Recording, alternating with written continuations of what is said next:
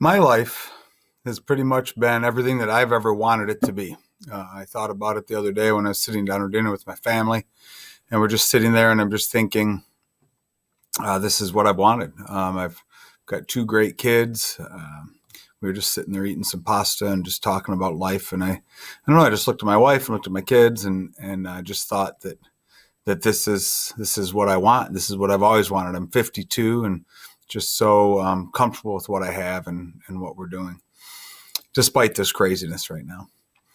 And I thought that I could give you some hints and some ideas as to what you would need or what you could do so you can have everything you want in life. And I know I'm old and I know I'm bald, but I do have some experience in life. And I want to tell you a couple stories and give you a couple of hints about something that you can do, some things you can do to have everything you've ever wanted in life. First one is to smile. When I met my wife, try to make the story brief. She was sitting in her office. We both worked at Albion College, and I walked into her office, and I just asked her if she wanted to go get a bite to eat or something. Someone had told me I should just go talk to her, so I did, and we ended up dating, and et cetera, et cetera. Find out later, I don't know when it was, in the middle of our dating or whatever. I asked her, "Why did you agree to go out with me?" Clearly, it was not what I look like. And she said, it's just you smiled. You just smile a lot. And you just seemed really happy.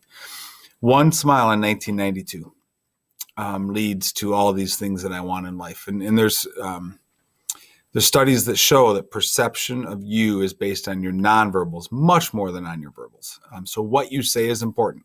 And I know in the TED Talk you give, what you say is going to be important. But how you say it and the nonverbals that accompany that message, much more important, and research shows that. So one smile. Urge you to smile. Smile when you meet people. Smile as much as you can. Second thing is to look people in the eyes. That's my dad there. And he taught me at a very, very early age in restaurants and other places, look people in the eye. When you talk to people, look them in the eye. And I hope when you give your TED Talk, you're looking right into that camera and you're looking us in the eye. And I did that early on when I had to order my own food at restaurants and other situations, and have tried to pass that on to my children as well. And there's just something about it. And in interviews for sure, and in all those professional situations for sure.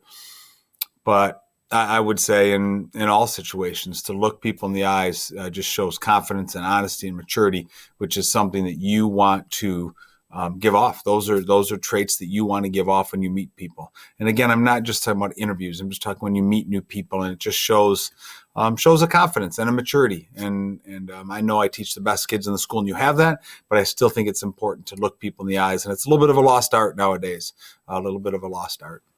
The third thing that I think you should do is to say and write thank you. So a very, very brief story again. In 1994, I visited Forest Hill Central because I was an admissions rep for Albion College. So, and it was one of my schools. I think I've told you this before. And I met Julie Petrie, the counselor, and I came for 2 years. But anyway, after I met her the second time, I sent her a thank you note from my office back at Albion.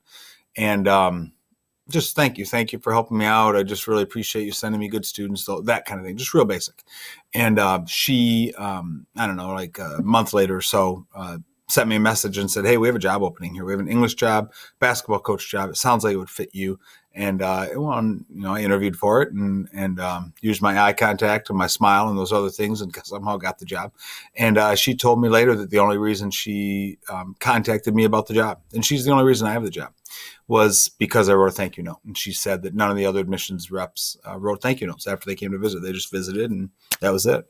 So that thank you note, that one thank you note, leads to everything. Leads to 25 years of that Ranger ball, and I don't know why I pointed over there. 25 years of Ranger ball, and my kids, and my wife, and my job, and my house, and everything, because of one simple thank you note. If you have someone to thank, write a thank you note, mail it. I think that's a great thing that you should do. And then the last one is to be the first one there. This is the GM Sunrace USA. When I worked at a PR firm right out of college, I worked for this solar car race, and I traveled to the the city before the solar cars got there. And I was the first one there. I'd go to the city and set up the interviews and stuff, and then the cars would come behind me. But I've been the first one to everything. I've been the first 1 to 24 years of practices, to every meeting, to every class, interviews, everything. I was the first one to everything. And I know that's not, I don't mean every single day. You've probably walked into class one time when I was stuck somewhere taking care of something. But I beat everybody to everything. And you could ask my players over 24 years. I think I was beaten to practice like once in 24 years. I'm talking about 100 practices a year, 2,400 practices, and people didn't beat me to practice. I was there before the players were there. Be the first one there, to class, to meetings, to an interview for sure. But I think to anything, be the first one there. When you do get your first job, be the first one there. Here's the deal. When you're the first one there, they have no idea how long you've been there. If it starts at 8 and you get there at 7:30, they don't know if you've been there at 7 or 6:30 or 6:40. They don't know. You're just the first one there. It's most important to you. There's another great thing you can do to get everything you want in life. And the last one would be under promise and over deliver. I think I've told you this before. This is my camp that I run. Here's all the kids in my camp and everything that I do in teaching and everything else. I know I've told you this because I've said, hey, I'll get your papers back to you later. Potentially, I may be giving you this whole presentation before. I'm not sure. But under promise and over deliver is a great way to live. Tell people you'll do something by Friday, do it by Thursday, and they're shocked, even though you knew you were going to do it by Thursday. So here's my challenge at home. Try this. Try some of these things. Walk in the house smiling. Well, you're stuck in your house, so stay in your house and smile. Look your family in the eyes. Write a thank you note to somebody. Be the first one at dinner or the car, even though you can't go anywhere right now or whatever, but just be the first one there and promise to clean your room by Thursday, but do it by tomorrow. Now that you could do. You could clean your room because I know you've been sitting in it for about 51 straight days. So I want you to have everything you ever wanted in life. I know I'll see you when school starts again in the fall, but I wanted to take this opportunity to tell you some of the things that you can do to have everything you've ever wanted in life. Okay, so that's a sample TED Talk. Some things to tell you. I meant to time it and I didn't, so I don't know if I went over or not. I guess I'll check later. You can see that I tilted the camera down a little bit to get the stuff out of the background, and then I made sure there was a pretty clean background. I didn't dress up, but I don't look, this is, semi-normal attire. You can see my whole head, a little bit of the shoulder, so I was able to gesture a little bit here. I set it up on Screencastify so that when it started recording, my presentation was up there. A little bit awkward, maybe that I was moving my head around here because it was in the way of some things, but that's just how I did it. What else?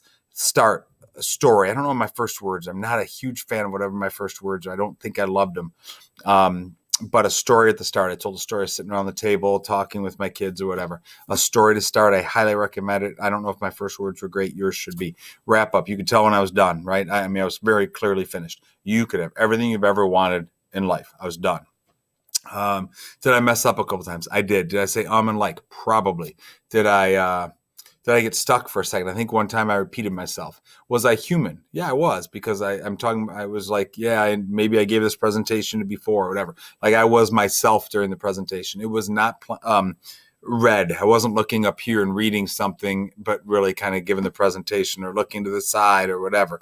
I was right with the camera the whole way, and I had a plan. If I were to give the presentation again right now, it would be different. There's no doubt it would be different. But I told some stories, tried to maintain your interest, connected to you with things that you can do to get everything you want in life. That's what I want in your TED Talk. Some facial expressions, tried to smile some, tried to change up my facial expressions a little bit of gesturing along with it. Eye contact with the camera, not looking above reading something or below reading something or to the side reading something. Eye contact with the camera. Did I look away a little bit at some things? Of course I did, but eye contact with the camera. So those are some of the things I want for your run through. Please do not do 50 takes for this run through, okay?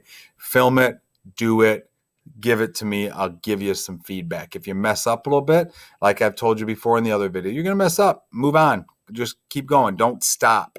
Don't stop and start over. Just go. Fight through it and have a plan. If you want to have some notes in front of you, I already told you can do that. Wanted to send you the sample. I'm looking forward to receiving everybody's practice TED Talk this weekend, and then we'll move towards your final due next week. Email me if there's any problems. Of course, if you want to talk to me, I will be there Friday, noon to 1, Zoom meeting. Can't wait. Catch you later, guys.